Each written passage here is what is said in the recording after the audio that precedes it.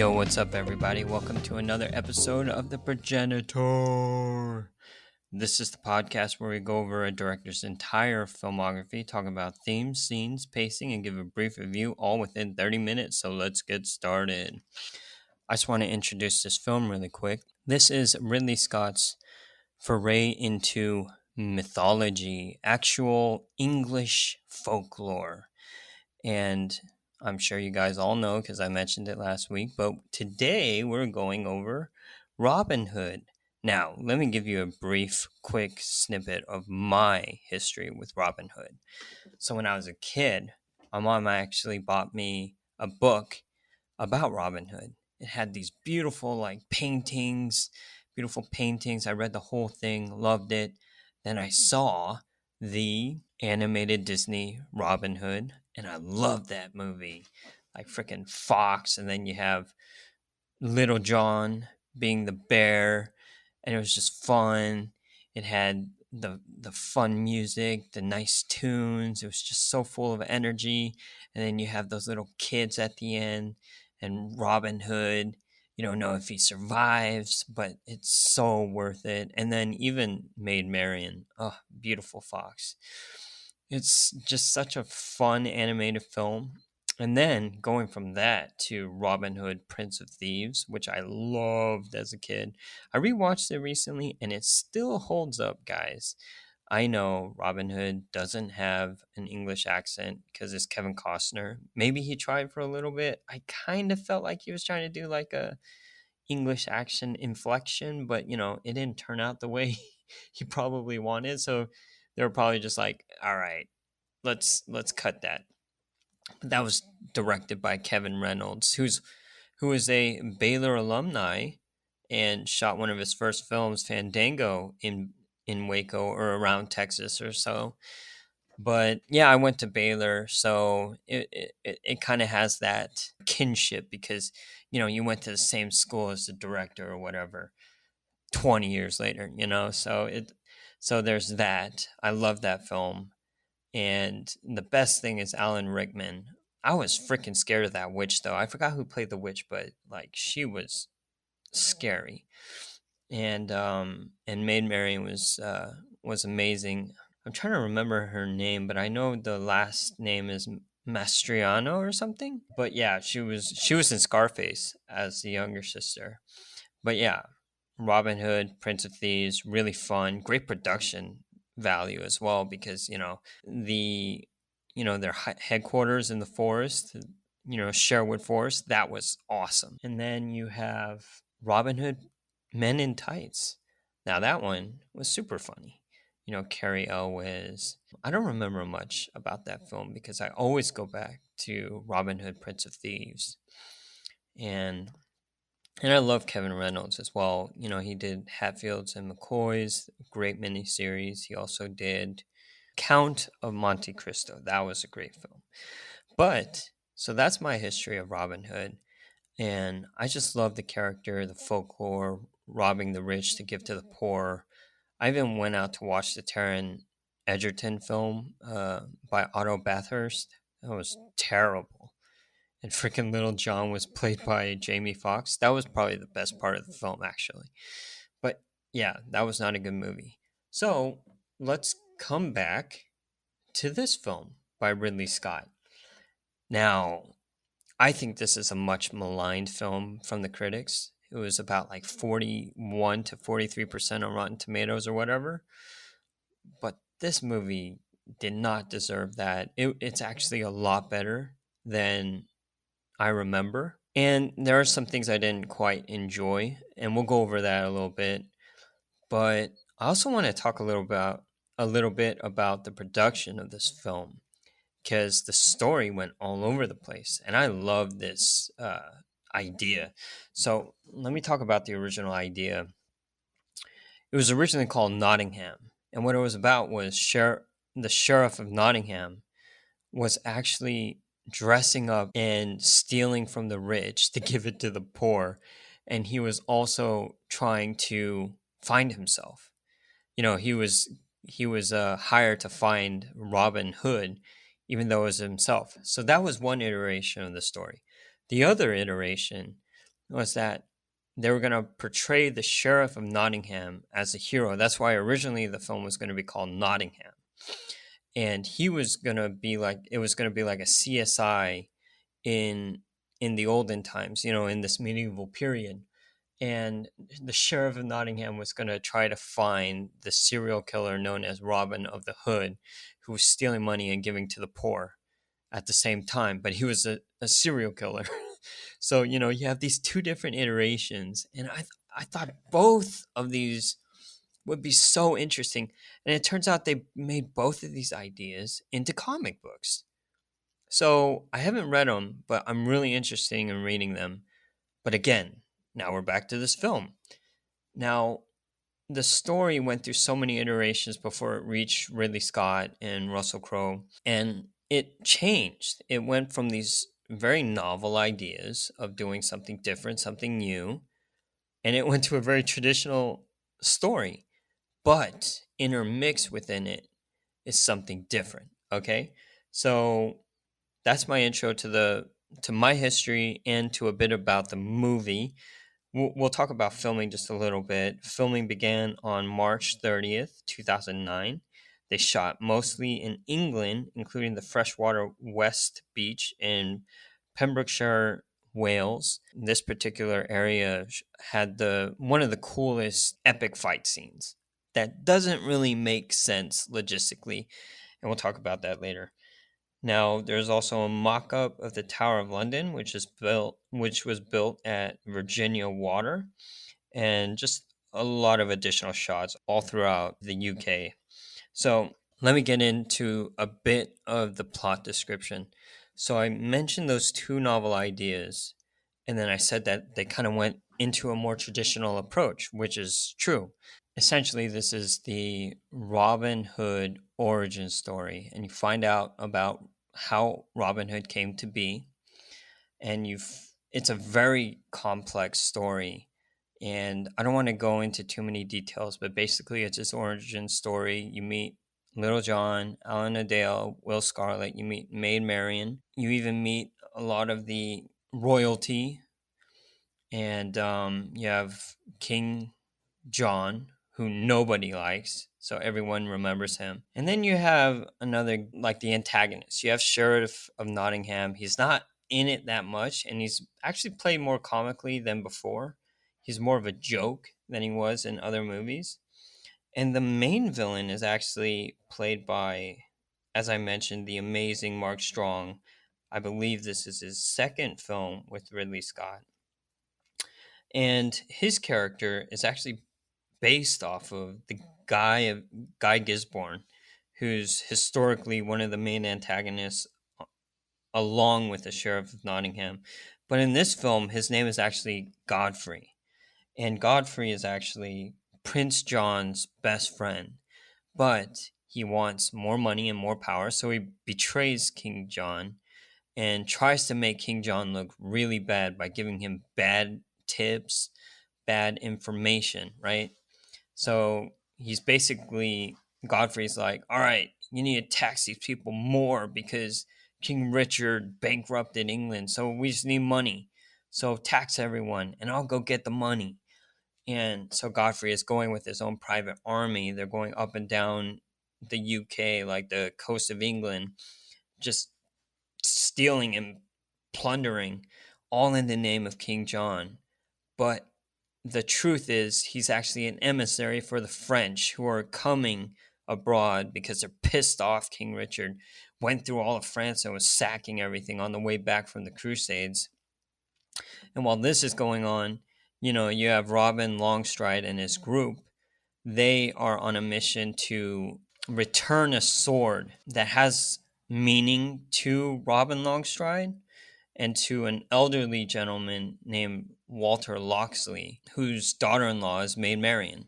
And Maid Marian is married to a guy named Robert Locksley, who dies early in the film. He was assassinated by Godfrey. And so basically Robin and his group, while they're escaping from the sacking of the castles, because, they're done with it, they just want to go home, they run into this assassination attempt where Robin of Locksley dies because of Godfrey. And Robert Loxley and Robin Longstride, they have a conversation where Robert Loxley is like, please take this sword back to my father. I'm dying here. So take the sword back to my dad. I took it from him without his permission. We didn't leave on good terms. And I wish I could have saw him one more time. So basically, that's why Robin Longstride goes to Sherwood Forest, goes to Nottingham to give back the sword to Walter Loxley, and you find out that Robin Longstride's father is one of the people that worked with Walter Loxley to try to get the Magna Carta like created and signed. So it's just like this really big thing, and then you have the French coming over, and then at the end, Robin Longstride bands like this huge group of army with the help of King John to fight the French. And then at the end, King John is like pissed off because everyone likes Robin Longstride. So he's like, I'm outlawing this guy. And that's how Robin Hood became Robin Hood, Robin of the Hood. And in between, there's a lot of intense action scenes and very good performances. But yeah, it does get a little convoluted, and it's not like your normal, fun, merry Robin Hood. It's more of a gritty take, but I still really enjoyed it. If I gave it a review, it's one of the more underrated films of Ridley Scott, but it's not knocking on the top 10. It's probably in the bottom half, but at the same time, it's definitely worth a visit. And one of the main reasons is always going to be mainly the performances and the scope. This film is epic. Now, you're not going to like you may not like all the story beats because it is a very different take from the traditional Robin Hood, because they're trying to give it some historical depth, which I'm like, dude, this is folklore. You don't really have to go into all this historical stuff. But at the same time, hey, if you want to ground it into something, okay, I'll take it as is. All right, let's get into cast and crew. All right, directed by Ridley Scott, produced by Ridley Scott, Brian Glazer, who we've talked about before. He's worked a lot with Ron Howard, and they did American Gangster recently. And then Russell Crowe. This is actually one of his first producing credits. So I think that's very interesting because after this, he starts dabbling in direction, you know? And I think that's really cool. But unfortunately, after this movie, him and Ridley Scott have not worked together again. And this is the fifth and final film they made together. Another thing, screenplay is by Brian Helgeland. He wrote LA Confidential, Payback, Mystic River, one of my favorite Tony Scott films, Man on Fire. The story was by Brian Helgeland, Ethan Reef, and Cyrus Voris. So those two guys that I listed, Ethan Reef and Cyrus Voris, these guys came up with the original pitch for the Nottingham story. And then, it started moving towards this more traditional idea, which was mainly by Brian Helgeland. And then the music was by Mark Strettenfeld. Cinematography was by Matheson. Production design was by Arthur Max, of course. And this was edited by Pietro Scalia. So we're going to get into the collabs, but let's keep going. Russell Crowe, all-star cast. Because it was Russell Crowe, we got Cate Blanchett, amazing actress, The Aviator, Curious Case of Benjamin Button. She's in a recent film called Tar. I haven't seen it, but I heard it's great. Then you got Max von Sydow. He did The Seventh Seal, Minority Report, where he played a bad guy. Spoiler alert. You got William Hurt, Body Heat, Artificial Intelligence, great actor. Personal Life, maybe not so great, but great actor nonetheless. We have Mark Strong returning, who I really love. I don't really like him in this film, because I saw Body of Lies before that, and he's just so amazing in Body of Lies. But okay, let's continue. You got Oscar Isaac is back. You have Danny Houston playing King Richard. You got Kevin Durand playing not the basketball player, but Kevin Durand. He plays Lil Jon. Matthew McFadden. He plays the Sheriff of Nottingham. He's in Succession. And Leia Seydoux, who, Spectre, No Time to Die. Now let's get into Ridley Scott collabs. This is Mark Strenfield's fourth movie, John Matheson's fifth movie, Pietro Scalia's seventh movie, as I mentioned, Russell Crowe's fifth movie, and Arthur Max's seventh movie. So you got this great team. John Matheson back as cinematographer, large landscapes, epic wide shots, very energetic camera work. Pietro Scalia, he knows how to edit the action, very fast paced. I mean, it is a 2 hour and 20-minute film, I believe, but like it moves quickly. And Pietro Scalia, he's just really great at high energy.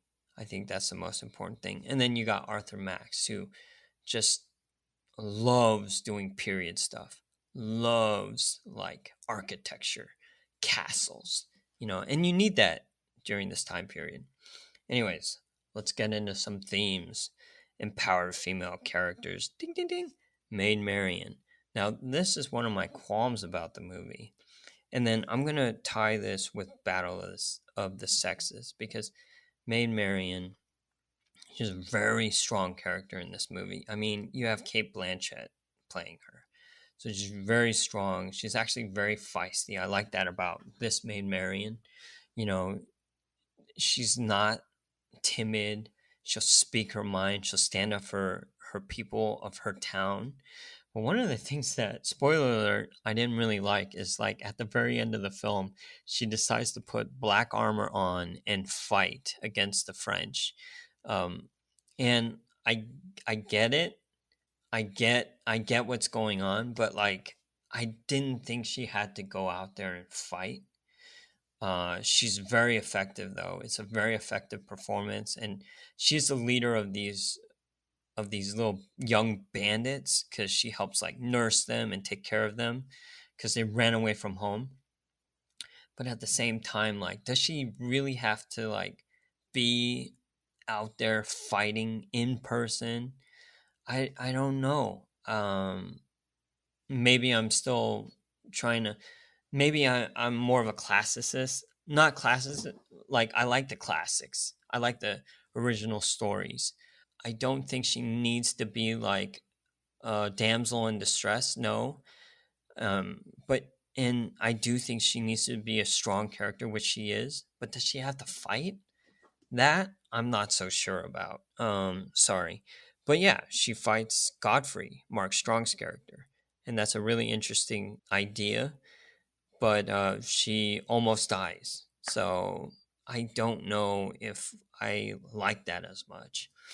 Let's move on. Nature space is a hostile and uncontrollable environment. Yeah, anywhere you go, right? They're going around Europe sacking a bunch of French castles. Yeah, like though. Oh, let's just talk about nature, right? Sherwood Forest. Everything's shadowy. You can hide, and then you can ambush, right? And that's how, Robin Longstride actually steals some of the taxes back. Um, so yeah, it's dangerous. On top of that, they have the battle at the beach, and they kind of have it like Normandy, where you got the French ships like coming on to the beach. They're opening up, and then you have all these soldiers streaming out, and then you have the English archery group like firing down from the cliffs. So yeah, nature, the way it's positioned, and if you're strategic, it can be very dangerous. Yeah. The only way to survive is to adapt. Yep, Robin Hood or Robin Longstride does this a lot. Like he's just a clever dude. Like at the beginning he meets Robert Locksley, who's about to die. Robert Locksley is like, oh, you need to take the king's crown back and then take my sword back to my father, right? And if he didn't figure out a way to do all this, he would have just got killed. But he was able to do all that, and then he was able to pretend he's Robert Locksley while he's still there at Sherwood and Nottingham. And so, he's trying to adapt and trying to disguise himself the best that he can.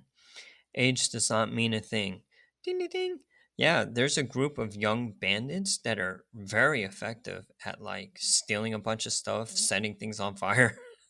So, yeah, it doesn't really mean a thing in this film. Do not trust rich people all throughout, right? King King Richard wanted more money, more land. King John wanted to tax people and get more money for his kingdom, where in actuality it's probably just for him.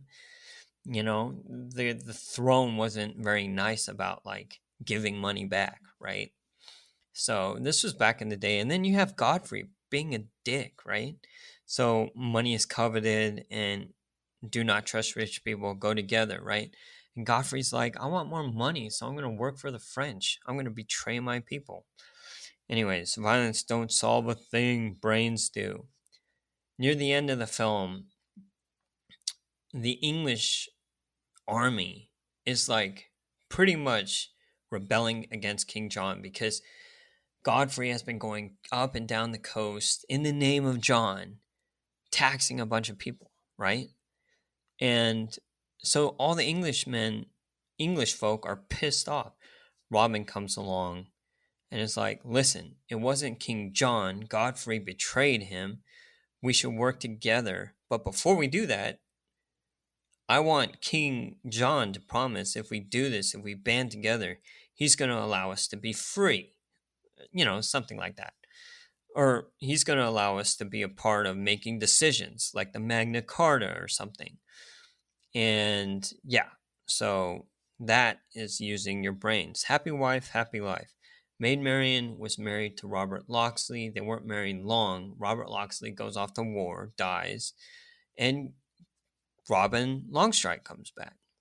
Well, Robert Locksley and Maid Marian didn't really know each other, so they weren't very happy per se. And she's definitely not happy that he's dead. But Robin Longstrike comes in, sweeps her off her feet. And this is the part where I'm like, there is some merry scenes because number one, you have Robin Hood and his merry men. You have Little John, Alan Adale, and Will Scarlet. They're having a ball. They go together so well. Their chemistry is so good in this film. And they're so much fun when they're together. And then you have Friar Tuck. He's hilarious too. He's like making mead at the church. It's just really fun. Distrust of authority. As I mentioned before, there's a bunch of distrust of Little John. Or King John. Sorry. King John. And then you have Little John. Oh. But yeah. So yeah, that's there. Do not trust robots, androids. There are no robots or androids. The afterlife, death, God. Walter Locksley passes away in this film, and a lot of people actually pass away in this film, but they don't really go in depth. What they do go in depth with more is Robin Longstrike's father, who was the original progenitor of the group that worked on that Magna Carta or that Bill of Rights, I guess. I'm not really sure. Is the Magna Carta or a Bill of Rights or something? Well, it's one of those laws. It's one of those documents that was like, let us be free to make our own decisions, and then we'll pay you taxes, of course. So it's one of those documents. Anyways, moving on. Let's talk about some scenes. I will break it down to you. Any scene with Russell Crowe, Cate Blanchett, any scene with Russell Crowe, Max Sydal, awesome. Those are amazing. Max Sydow still has so much power and joy in his performances. Kate Blanchett is just so much fun. Any scene with Robin and his merry men are so much fun. The first encounter between Robin Longstride and Little John is fun. So Robin Longstride is trying to do one of those magic tricks where you have 3 cups and you have to guess where the dice went. And Little John is like, I know where it is, and he chooses the wrong cup, and then they fight, and they actually knock King Richard over. This is at the very beginning of the film, and it's just a lot of fun. What else is there? Dude, Oscar Isaac hams it up in this movie. He is overacting like crazy, but it is so much fun.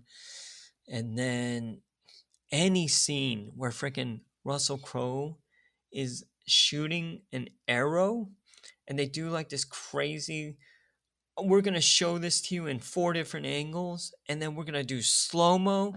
I love those shots. They're so fun. Anyways, guys, that is it for Robin Hood. Check it out. Now, I know I said Robin Longstride, Robin Hood, Robert of Locksley. I even said Robin of Locksley, which really gets confusing because in the original lore, Robin Locksley is Robin Hood. In this one, Robin Longstride pretends he's Robert Locksley and then becomes Robin Hood. So it's just like, whoa, so many names for one character. But it's a lot of fun. There's a lot of epic fight scenes. One of the logistical things, though, is that Robin Hood, he's shown like archery, like shooting archery from the top of the cliffs at the beach. And then all of a sudden, he's on a horse down on the beach. And then next up, he's up there, like waving them to shoot more arrows. And then he's back on the beach. That horse is probably the most freaking tired horse in all of Robin Hood history and lore. So there you have it, guys. That is Robin Hood. Now let's talk about what is up next. Next up, we have Ridley Scott returning to the sci-fi world of Alien. Is it or is it not an origin story of the xenomorphs? The next film, Prometheus. Check it out wherever you can get it. Let's see on Letterboxd. Where is it? Oh, I'm sorry, it is not streaming for free. But I believe it is on discount, on sale at Apple TV. And I think it's bundled up with Alien Covenant. So if you are going with us on this journey, then dude, you better get up on that because hold on, I am gonna look it up for you right now. Let's see how much it is. Yep, Prometheus Alien Covenant.